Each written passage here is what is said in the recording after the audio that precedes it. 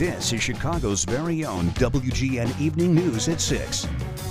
Pioneering doctor who led the fight against HIV and AIDS in Chicago has died. Dr. John Fair, also the father of Chicago indie rock icon Liz Fair.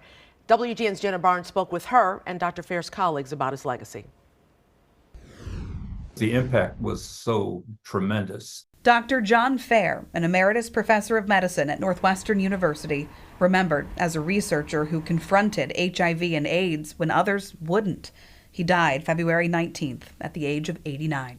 You think back to 1981, there was a lot of hysteria, a lot of stigmatization, a lot of very irrational thinking going on. Some hospitals were not letting patients with HIV even come into the hospitals. He really calmed everybody down, because he said, let's follow the science. Dr. Robert Murphy was Fair's mentee, and he serves as the John Philip Fair Professor of Infectious Diseases at Northwestern.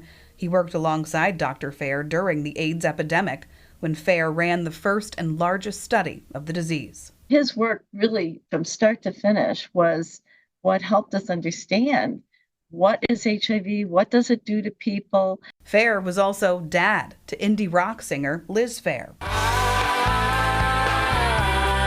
She says he didn't always understand how the shy girl he knew turned out to have the public career she did. It was just in the twinkle in his eye. He was both bemused and immensely proud. And that feeling is one she shares. My dad was not afraid to go where a lot of people wouldn't go and try to help people. Some of the hardest times in our culture and for the patients in their lives, he's face to face with death.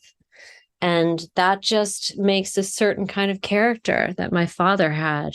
And he was my hero. It's great to be a good doctor. It's great to be a great scientist. But John Fair was a gentleman. Jenna Barnes, WGN News.